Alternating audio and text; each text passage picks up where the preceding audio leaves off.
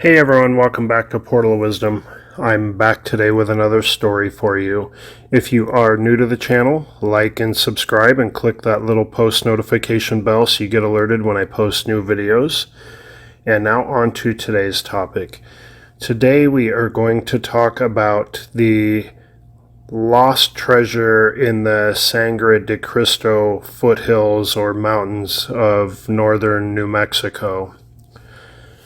So in 1839, New Mexico was still technically a part of Mexico, and some of its territory was, of course, claimed by Texas, and they had established their own independence as the Republic of Texas, I believe, around 1836. So in 1839, part of New Mexico was claimed by Texas, part of it is claimed by Mexico at that point, and the New Mexico territory had been occupied by the Spanish since the 1540s and the Coronado expedition.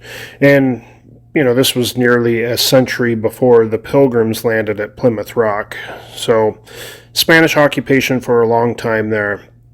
And Santa Fe even had a Spanish mission that was built around 1610, and that still stands today. So, the Spanish went in all directions from their missions, and they explored for precious metals and had mines all over the Southwest. And we've covered various different ones where people have found these mines that had been abandoned quickly by the Spanish. So, by the time of this story in 1839, the New Mexico territory had already been occupied and had cities like Santa Fe and Albuquerque, and had had these cities for a couple of centuries at this point. So, what came along with these cities were churches and saloons and banks and brothels and general stores and many other businesses. So by the 1830s, a man named Raul Cortez and his partner Manuel de Grassi, they had been skilled and trusted packers and handlers of freight in the Rocky Mountains area from, the Mexico area all the way up into areas of Montana. And there was a shortage of freighters during this time. So they had earned a reputation as very good freighters. So there was a need to freight very important and expensive goods a lot of times, which sometimes could include large sums of money. And they were in such demand that they came to only deal with the wealthy and were paid very handsomely for it. So by early April of 1839, Raul and Manuel, they were summoned to the territorial governor's office in Santa Fe. And they were curious what the governor may need from them, but they soon found out.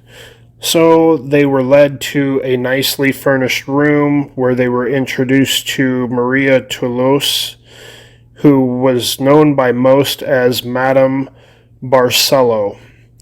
And she ran the most successful brothels and gaming houses and gambling houses in the whole territory.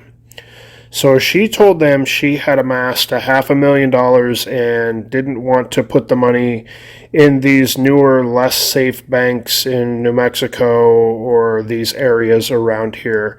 She wanted to send her money to banks in the East that would offer more protection for her growing fortune. So she had a lot of gold that she wanted to send off, mainly to New York City. So she needed a freighter to freight her many bags of money and gold coins and everything to Independence, Missouri, where it could then be loaded on a paddle wheeler bound for New Orleans, and then it could be loaded on a steamship bound for New York City. So if Cortez and de Grassi could transport her money, then she would reward them very well for their efforts. So I did look up some information online of Madame Barcello, and it does seem that she was a very important businesswoman in these exact times, and there's a lot of records of her online. So it seems very likely that she did amass quite a bit of money and may have had the need to transport it away from the area. So anyhow, Raul and Manuel, they thought about that offer and they went ahead and accepted. But Raul Cortez, he was concerned as their pack train would be traveling through areas that were notorious for Native American attacks and robbers. So Cortez thought that a pack train with many armed guards would attract way too much attention and may actually lead to attacks. So he argued that less riders accompanying the pack train would make things kind of less conspicuous. So he felt they could, in a sense, blend in this way and look like many of the other pack trains that didn't have anything of value. So Madame Barcello, she eventually agreed, and the next day Madame Barcelo's gold was packed into 24 specifically made leather packs made to attach to the wooden pack saddles on a dozen sturdy and experienced pack mules.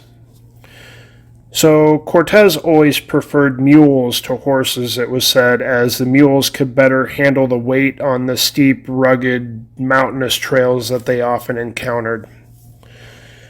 So leaving Santa Fe were Raul Cortez, Manuel de Grassi, the mules, and only 3 experienced mule tenders that I believe also served as support and a little bit of guard duty too.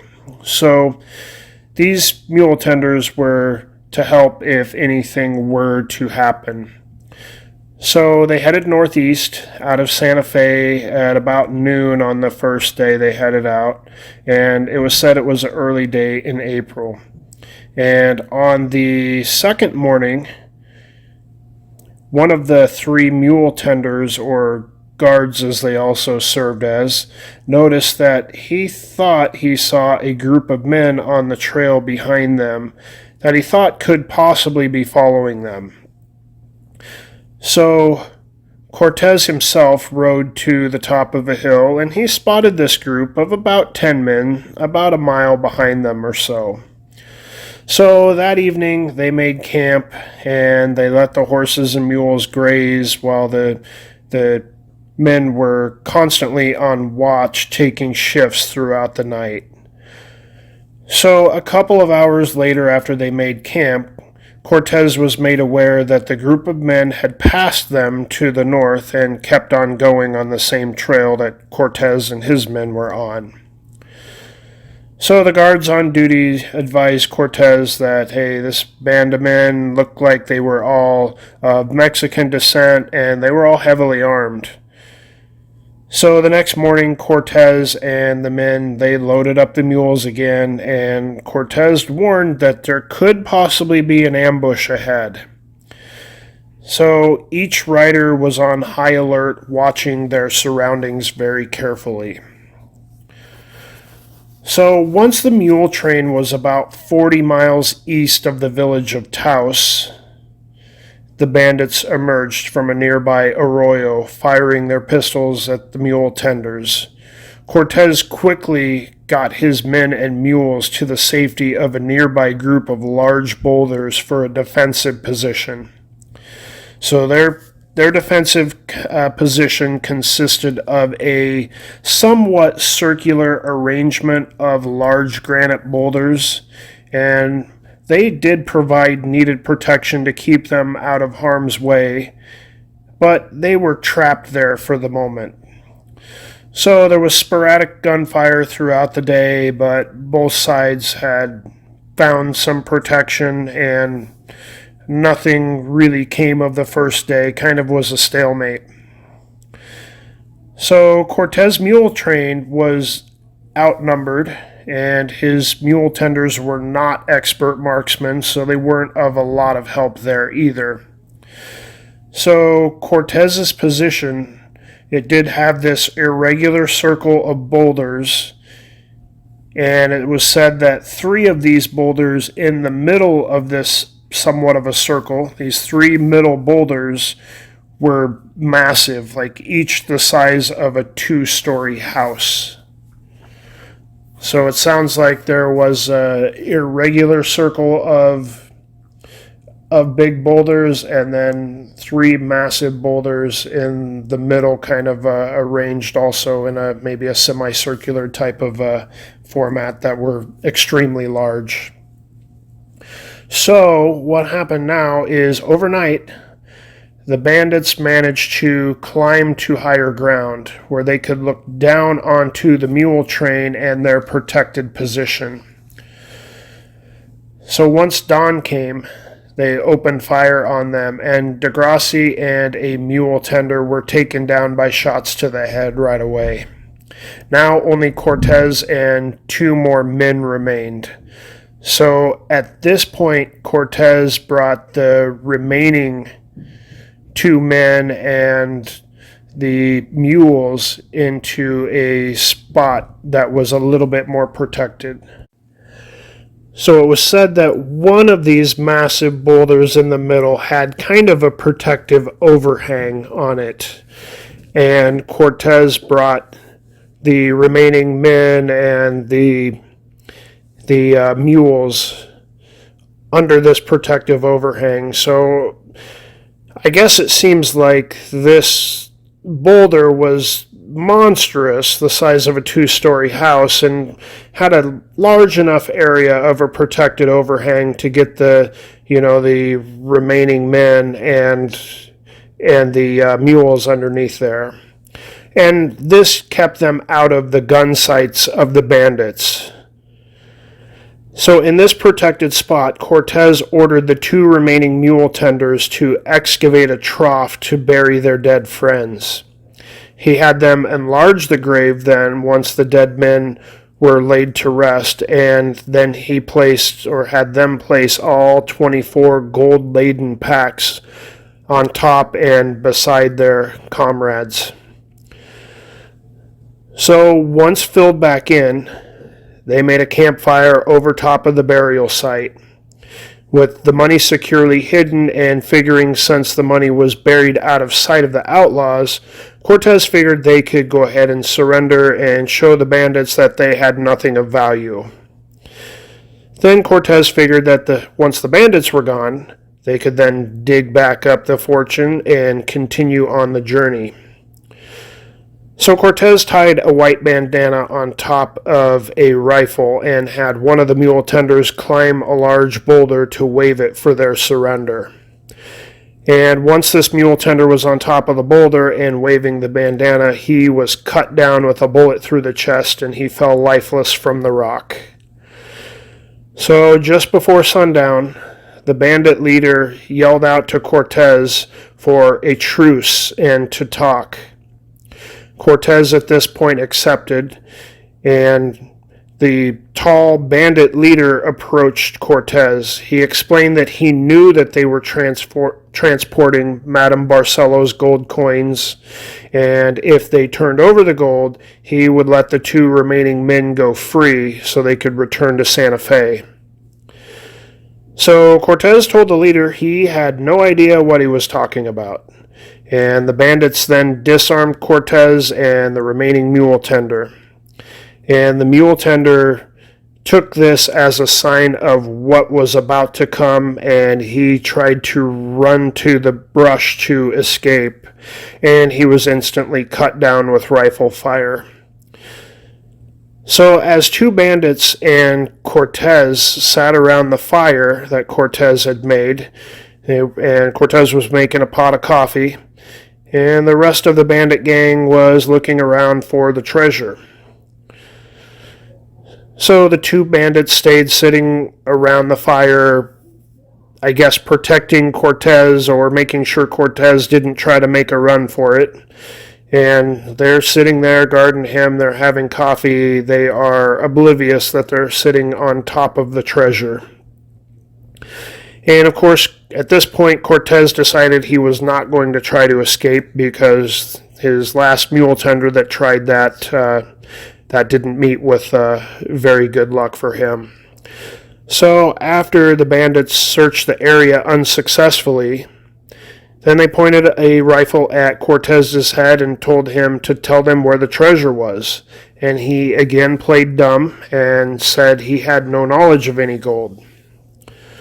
So at this point, one of the bandits told the leader that they recognized Cortez as the brother of a highly regarded priest in a New Mexico parish just south of them. And this bandit thought that it may bring them bad luck if they shot such a man. So they all agreed, and Cortez was tied to a horse. And for 3 weeks, they made their way south into Mexico. And they soon soured on their opinion of Cortez.